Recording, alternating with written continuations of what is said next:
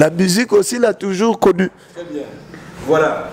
Alors, héritier de Neskins, tout l'émission, moi, quand la musique était awa. Tout la Bila Mikiliste. Ah, Bila Mikiliste. Ça, c'est mon frère. Ouais, ouais. Depuis la sapologie. Depuis la sapologie. Tout l'année à l'obino, il y a penza à l'ongo na ye na makambo musique. Pour ne pas dire qu'à l'ongo est extra musique, mais à l'ongo na makambo musique. Parce que la déception est là qui trouve, selon Yé. La déception est là qui trouve. La déception est là qui à travers Roga ou... Il n'a pas trop bien expliqué. Bon, en réalité, parce que c'est que ce qui est attaché à la musique, il était plus attaché à l'extra musique à Zango. Alors, il y a le bien à se retirer de la musique parce que la déception est qui. Il y a un rôle par rapport. Bon, d'abord, dans ce pays, la Boutuna,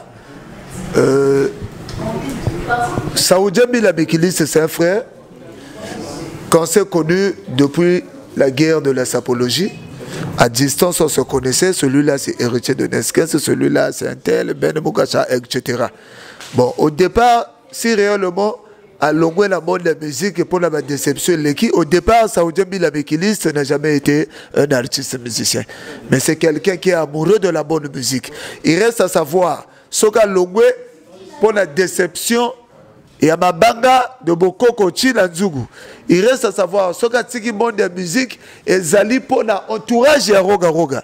Parce que moi, que vous avez invité dans votre émission, c'est-à-dire dans votre plateau, Christelle Bassouakou, j'ai bel et bien suivi l'émission. J'ai bel et bien suivi l'émission de Saoudien Bila Mikiliste avec Dick Carson.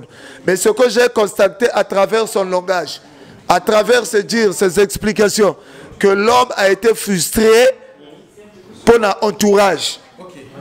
Il était frustré pour l'entourage. La comprendre parce qu'il a fait l'émission avec un, c'est-à-dire un descendant de lui de finesse que j'ai vu là.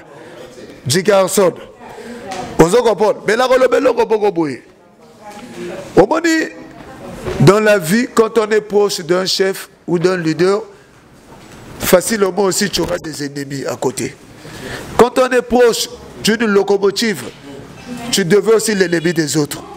Vous comprenez?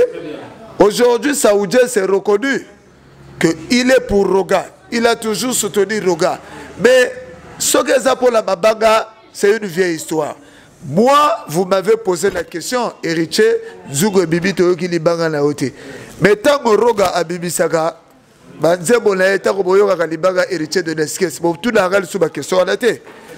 CI Industriel, créateur de solutions pour vos ascenseurs, escalators et froids. CI Industriel pour votre sécurité et votre sérénité. Je vraiment trop que Bila Mikiliste a longé extra musica Bila Mikiliste parce que pour na libanga selon batunenga bazoba pour na libanga mais na yebiti waneza nangoka ka bajiri ya bato. Bila Mikiliste Saoudien, c'est quelqu'un qui a fait aussi ses preuves à travers la sapologie. Il porte quand même un grand nom. Donc, ce que ça pour les banga nazo croire nangote. Mais ce qu'il faut reconnaître, ma banga et qui m'issape batebele na mouvement. Et qui m'issape batebele na mouvement. Ça, je te le dis. Suis. Batouana bazalara excité et pas ya batou. Au moni mutako bengo alobi menayoki libanga note bayokani baza 15 bayo yo benga yo pe benga yo benge moko. Après du coup si tu n'as pas le moral du coup okimi. Mais l'artiste musicien a été toujours saturé.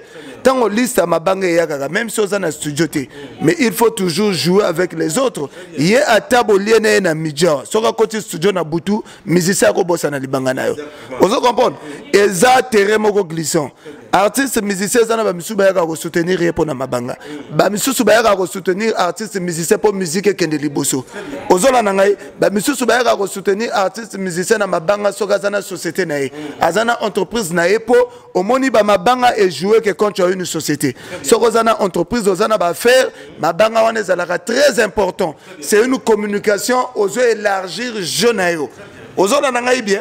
Donc mususu ozo rapona libanga pour ba chéri ba yebaka ye au monde raté ba yembela ka ye ba salaka mais mususu azo sala libanga pour na ba faire na ye et kende liboso mais musicien soko za na bolingo na ye soko zo ya konferi pour travailler ensemble et là à liboso il faut apporter les idées combattre aussi les gens pour lui c'est bien mais ne te focalise pas trop sur les dédicaces. Sinon, pas au la limiter. Parce que l'être humain finit toujours par être limité aussi quelque part. Hein. Raison pour laquelle Nayaga Olobelo Moutesengeli Foyoka conseil à Batou. Ce qui Saoudien, les lois sont déçus pour Namabanga. Moi, je ne crois pas à ça. Mais on entend dans Saoudien, quand l'on démissionne, Bayaga Salana descendant lui définir Swana. Oh, Babengi Jikarson. Tant qu'on a l'indienne mission, on a Saoudien à se plaindre plus dans l'entourage à Roga. Pas l'entourage, il y a niveau à Brazzaville. C'est plus l'entourage de l'Europe, de Paris. Je comprends, j'arrive. Pour pas que le bâtiment va bouger derrière, wana, bah monsieur se bagage le bao, tala boye. Bon, moi je pense que Roga, c'est un chef du village. Roga est là pour tout le monde. Roga n'a pas un parti pris. Ce qui Roga zalagana parti pris. Kasi le lot ozo mona batu autour na été. Ozo la nangai mais biso ba donner 15. Toza ba guerrier à vie. Nous avons signé un pacte de fidélité culturelle avec l'artiste musicien Roga. Ba mabango biso to zwa to lemba kutango to koma ko chaku tu batu. Après zingali banga tiganani chamutu. Très bien. Et ça expérience. Ozola nangai eza expérience le longa na ko tiga Roga pona libanga te bokoko yoka komonanga. Nzungo yoki komona ngai mais ce n'a su par exemple mutunache eza maboto eza malamu donc eloko de se voir ngai ezalité tu comprends mais quand je suis Dickerson qui a voulu le faire plonger dans une piscine qui est bourrée des escargots hein Dickerson le loyo nakati interview na il a touché quelque chose d'où j'ai constaté qu'il s'est attaqué à Fiston J et à moi quand il dit que Naïna Roga Tozoba Makambu, c'est le passé, c'est le cas. Non, sans le passé, le présent est rien. Sans le passé, le présent est rien. L'histoire du présent se focalise, se base à travers le passé. Lelo, quand il dit que Yemarambazona Roga, c'est le passé. Oui, quelque part, ça peut être ça, c'est le passé. C'est un mot qui existe. Mais il faut aïe belogo mogo. Batumisu subazalagi na babraza wana ba epoto. Ba finganga na ba braza lelo ba epoto lukola ba 10 000 il s'attaque à Fiston J ba bisika bazo lukela ba doko ngana na moi loboko wana na moi même wana j'ai constaté en lui de l'enfantillage communicationnel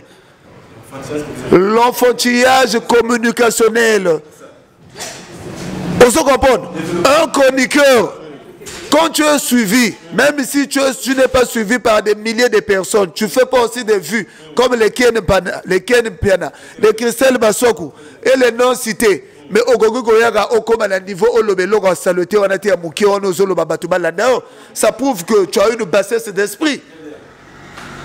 Et quand il dit que Babissou Batigali Namboga, Nicolas ba 10 000, Bafiga Gangaï, il s'adresse à héritier de Nesquez.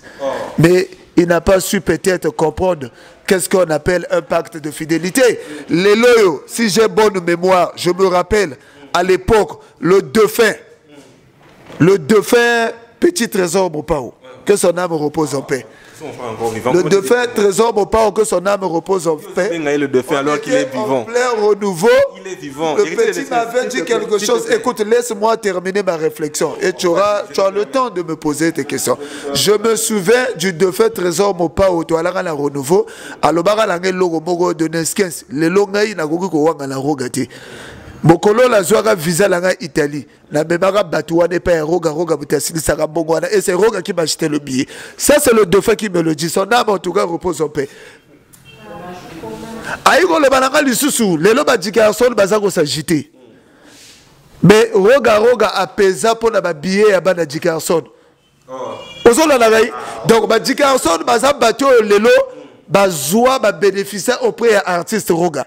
Ce n'est pas les Fiston J et les autres ou les héritiers de Nesquez qui ont bénéficié auprès des artistes Roga.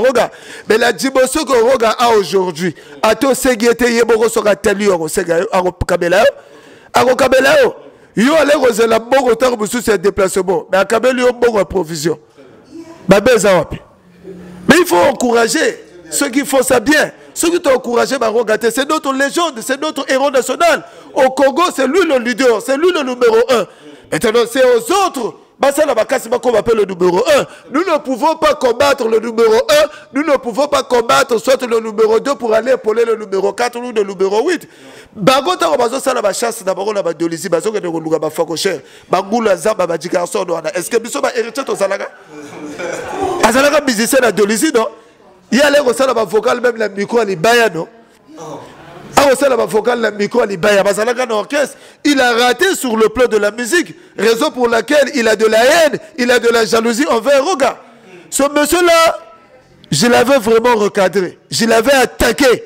Mais il y a eu des conseils de certaines personnes qui ont dit non, de Neskes ne t'occupe pas de lui, c'est quelqu'un qui est angoissé par plusieurs problèmes de la vie. Azam menacé dans la période mogo hivertique. Tango hiver et zalarabango bilo retourne zoto kagami bago bina tension mogo saranate. Et puis tu feras le constat bago baga rofiga ga batu le moment hiver.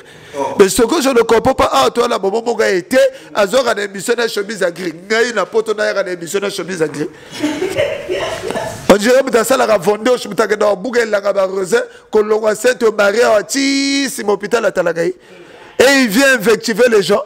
Lui il détient la parlotte plus que les autres. Aïe que l'on bagole le kabato bisusu. Ceux qui baillent la mafiga ba okuta la mafiga.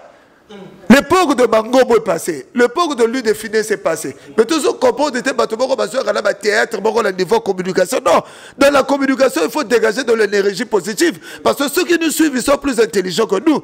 Ils sont plus sages que nous. Mais attendez, soyez un peu respectueux. Je sens que tu es en train de monter maintenant. Je suis un communicant. Commenter, voilà, ça fait partir des vertus d'un communicant. Et cela ne vous dérange pas, s'il vous plaît.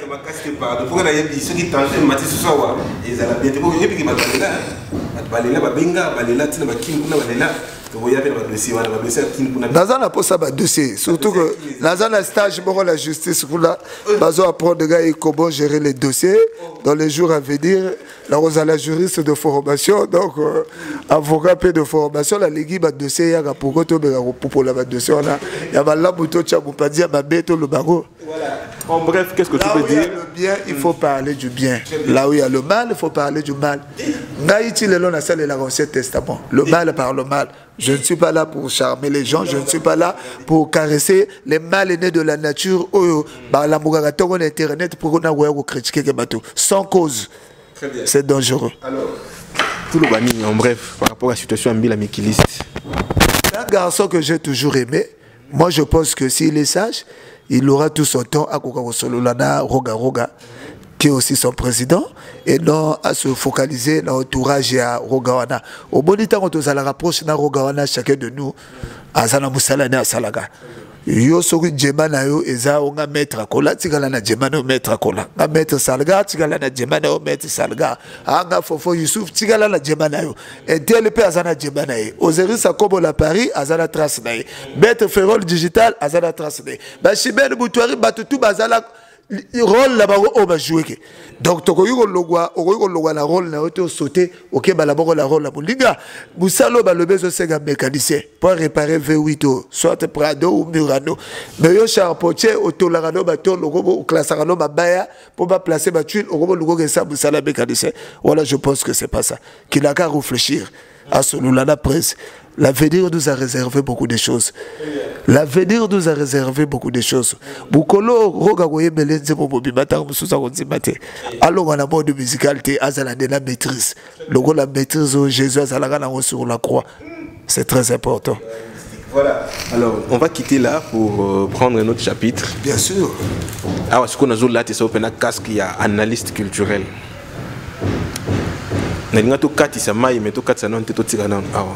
Pas trop de stars.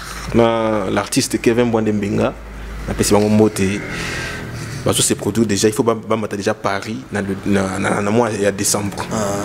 Comme on n'a pas trop de stars. Ouais, justement, c'est très sérieux et comme très sérieux. Alors, il y a un analyste culturel. Bon, c'est le Congo qui gagne dans tout ça. C'est le Congo qui gagne. Mais sauf que Ghana a eu des concerts et des playback. Des concerts.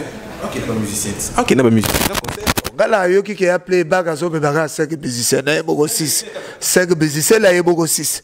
Mais la liste wana même Yuyu Mobange bana kata liste wana comment Yuyu Mobange c'est normal Yuyu Mobange c'est un artiste musicien soka bébé babeza bandika babana ko sala makabwala depuis Kalati Suzuki là la bébé la poto tawo ko fait tika la Dar es Salaam mais là la bébé la poto c'est pas JB Piala abeta zedi tité mais soki le loba bébé Yuyu Mobange azanale aza militaire aza soudeur. C'est parce que lobby a 5 musiciens. Alors comment il y a 5 musiciens à cause de Mobango il a continué à 6e musicien à continuer pour ça. Mais ce que j'ai appris soit disons que ça playback Mobango donc phase à la 7 mais ça bien comme c'est pour ce maliga babala ko sala ko kala. Là où tu ko le l'émission là où tu ko le cas. Quelqu'un comme Roga, il l'a fait depuis la nuit des temps. Hein? Donc c'est un retard pour les autres mais ça l'effort. Ça l'effort. Si c'est un concert, en tout cas, tu conseilles à la Congolais ou à la diaspora, de soutenir que 20 mois. Si c'est un concert, tu conseilles à la Congolais à la diaspora, de soutenir que 20 mois. C'est le Congo qui gagne. Bon, c'est clair. Hein? Dans le but, si c'est un concert, je demande à toute la diaspora de soutenir.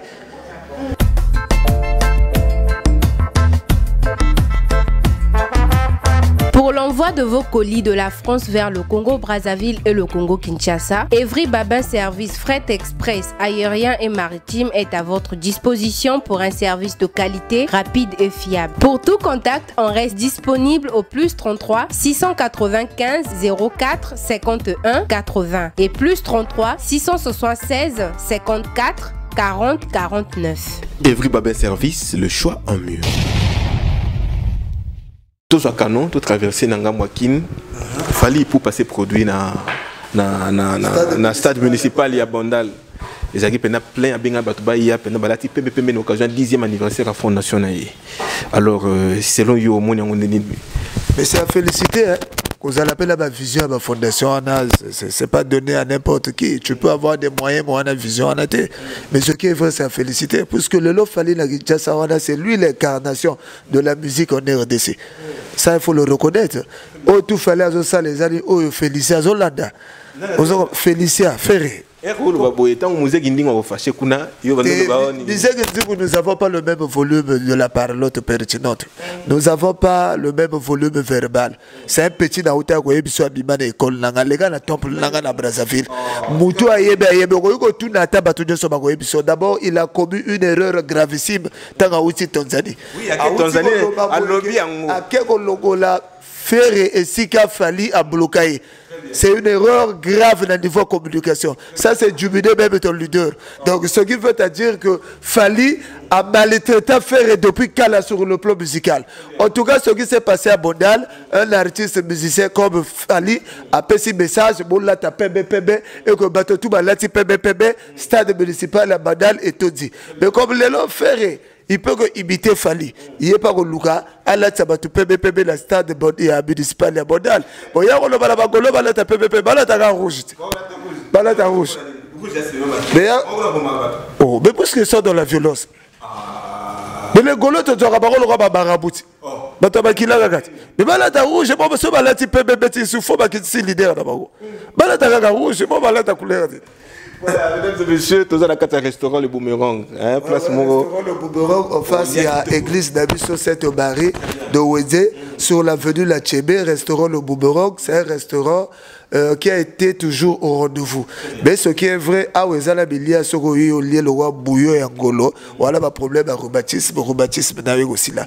Ce qu'on a le problème à goutte, et ça là, cuisse sauter là aubergine ça dit dans deux où t'as loi na si ma pot du jour là on se retrouve ressortir que ma problème neurologique là où tu es aux la délastiquer en tout cas là où tu lié à on a lié la niveau pour on a comprendre que oui il y a un restaurant c'est à dire faut jamais avoir l'esprit de sous-estimer les restaurants pour ceux que la ville la part à gobe on regarde la rombois on ah ce qu'on sait que gobe parce que la belope gobe ah ce qu'on sait que omelette parce que ça les l'homme maman la omelette nous avons nos deux sœurs ici qui ont l'esprit vraiment Bounala Barida. Soro Tali Baro dirait Bogaza Lora Niesa Siboki Bangu, Bosu Saza Lora Niesa Sera Douarit.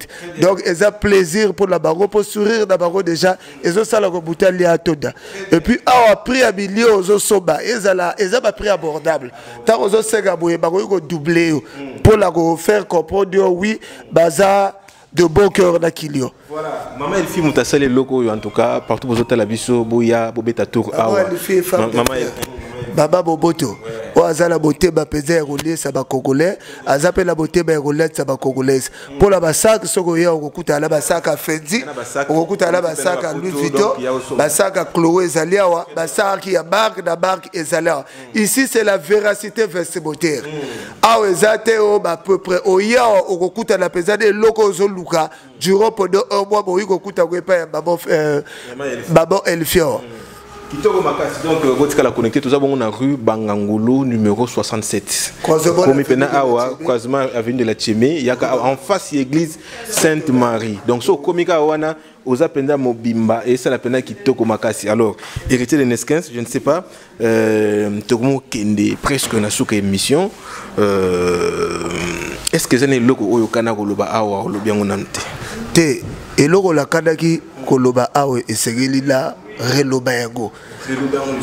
En tout cas, chers frères internautes, téléspectateurs, l'heure est grave. D'autres artistes, musiciens, Roga a beaucoup martelé sur Nzugu. Donc, tu dois consommer et tu continuer à consommer parce que la Kati Yabaxi Sigolwala, tout le monde se retrouve. Il a attaqué tous les points. Oh, les lois ont dérangé la vie. Oh, les lopes ont s'épellé ça la vie. C'est très important. Mais j'en profite aussi dans la en tout cas, Israël Guilhem, la nouvelle terre promise. La nouvelle terre promise. Azola Dayo, la passion beauté. Mon ami Lucien Chikaya. Mon ami Lucien Chikaya, PDG Chris et toi, l'incontournable, Ben Boudouba, le millionnaire dans Bossa Dioté. Il y a un Ligala Loba, chancelier Bakala. Est-ce qu'il y a un Bagala Yoga Guité, la Paris? Chancelier Bakala. Mais c'est quelqu'un qui soutient Roga de bon cœur. Ça, il faut le reconnaître, Freddy Bakita, l'aigle de l'Amazonie. Il est ici. Il est ici en séjour. Il est ici en séjour à Brazzaville. Ouais, ouais. Sans oublier Ulrich Boada et Yvon Gomez. Mais et là, on me sur la Roloba. Mais c'était un jeu préparé par la diaspora. Ignorant que je suis, d'aller se baser dans la diarrhée vomissement. Gaï la salini, Boutoubon rapporte le bilaraï, bois la yonde gazobela, bon côté, obélissé bakis, si la bélissé bakis. Alors bilara la zana Boutoubon gaza visionnaire, abola rabakabu. Zela la tide la yoye. Boutara et la dago, ongo Boutouala a qui préparer la divoire la diaspora. Tago a qui préparer la divoire la diaspora, toko baola, a kobi la dago. Alors bilaraï que la prière n'a rien à boni, kobele à bola la yo, il faut tiga roga. La lobby est solo, donc il faut tirer roga. Quand ça soupe belle roga asa dangereux. La lobby barabo solo baiser solo zela solo. Mais ce que ça dit voilà que ça bega ici parce que zela la gacha crédit. Et bibe qui pour la gacha crédit, buta vision quoi bibe kibi. Arobo be la téléphone peut-être au bobi sigai il y a vision la PCO programme yo comme la bité mais zonga na bega. Mais et logo wala éouté pas banane. Éouté pas butubo to bien Dickerson. Asa peut bien la butubo kalaboué.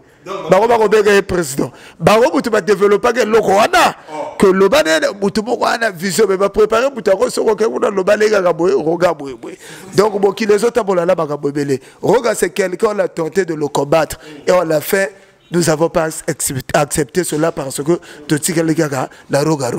En tout cas, félicitations à l'artiste musicien Roga, la Bakabo de so Aoutuko Sala à travers Baxi Sigio le Zougou. Mais pour la bateau, toute la question pour la batalako, lui battre, boire, non, ça fait partir des stratégies. Il y a orchestre. Pour la bateau, tout la question, c'est le téléphone, mais des albums SP base, non. SP base, ils album Bobiba, ils maxi sécurité, et il y a un qui a reçu la ouate à 2 ans pour se préparer bien. Ils ont album, ils ont vidéo, ils ont la théâtre. Donc vraiment, information à Pessibido, et ça voilà. Très bien. Alors, l'information est qui mais là c'est parce que le biwana batindi pour utiliser to solo li la buta poto na bisa ngamo na moyen te to uchi be hôpital be jare fo bisobo o te yana butubo pa go na peut-être abutako na viso batide la diaspora butide bon nguza boko lokutalera ne podo pa baso kwa ga shibujo kudala ga lukolo ayaka na ndaku ayikolo bala kote la zobo na roga o ebadi na yebo adegidi na o yebu tazo sala bo c'est une façon de me diviser avec roga du coup ta on a télé logo ala lobisa la cha critique faut la bega mais c'est pas normal gape la beta ga 12 te la beta ga 13 ta la beta 13 pas nguza biba ba wa kibala biba ote o ko bisara dans le PC programme tout ça donc qui les autres pour la ba rebelle ça ou tout cas ba excité était azala la bêtise. Très bien, merci beaucoup na restaurant les boomerangs donc il permet de biso le to fêter nzungu hein. Bien sûr. Fêter nzungu le lo merci beaucoup na Marina, merci beaucoup na Mouna. Bango bazarande awa basi moko baza ba ya mara batu kitoko en tout cas ba ya magitoko on a besoin qu'on lia yaka penza awa et ça la bien. Je sais pas Marina ata moi son moko to ka son ya na nzungu awa te tshela biso son nzungu lelo to ndima pena soki YouTube ekata biso mais to kata son nzungu tant to me la verre oyo et ça la pena kitoko makasi. Voilà, mesdames et messieurs, restez connectés. Maman Kila d'Imputu Bilamba, c'est quoi maman Ankadia, maman Andris Manana, Balobi, le boss Fred Ochoa. Fred Ochoa, un monsieur très clément, très éligible. Il a battu au Bassina Pacte et fidélité de Roga Roga. Il a toujours soutenu les œuvres de Roga Roga. Vraiment, il est à féliciter. Voilà des Congolais qu'il faut reconnaître qu'il faut partir de la vraie esprit patriotique. Fred Ochoa, c'est le patriotisme. Voilà. Voilà, mesdames et messieurs, pour naïs, c'est mon Djungwa. Tout tringata et ça la parole. Album la bawe bibaka. D'être là que veut moi, baïa la bakuba la émission. La bakuba la émission la bakambo. L'émission vert goyo. Tika makambo. Voilà, merci beaucoup. Boza et belé votre la bisu. Nzungu. Zungu. Hérité de Nesque, c'est ça les pénales de Marina, oui, à courant exacté. Voilà, restez donc connectés, mesdames et messieurs. Nous sommes à la fin de cette émission. Botale Bisso partout, Boutique à la vraiment connecté. Merci beaucoup na Batunyoso, le boss Ben Moudouma, 6 fois boss, les millionnaires, l'homme qui a sauté l'égoïsme, Ben Moudouma. Tu salues Dorcas, la fille du buzz de papa. Dorcas, la fille du buzz, la fille de l'étoile. Maman Kila de Poutou. Maman Kila Zapena Gitoko Makasi. Westa Venus. En Kadia, maman Andris Manana. Vraiment, ma botte là-bas. Maman très. Maintenant, ça va soutenir la mission. Renault Konya Mbenga Nyama, la force tranquille. On a besoin depuis Pointe Noire, on a un sapeur. Depuis Pointe Noire, c'est la fierté à la Sapkuna. Ah bon? C'est la bien Renault. Ah, mais donc j'en profite aussi de saluer tous les sapeurs de Pointe Noire. Voilà. Roland Okodia, la bossalité, vraiment largueur, le requin noir. Largueur, le requin noir. Sapeur à Bakassi. Donc Renault Konya, en tout cas, merci beaucoup pour l'annonce. Abel Daroué Boubabou, parmi les sapeurs les plus puissants de Pointe Noire. Abel Daroué Boubabou, sapeur à Babogo. Ah bon? Voilà. Merci beaucoup. Bolandi Bisso la Boké Vignon sur Botika la connecté. On se retrouve au prochain numéro. Bye bye. Africa Uni Télévision, une longueur d'avance. Christelle Massokuna Lelai. Christelle Massokuna Lelai. Africa Uni Télévision, une longueur d'avance.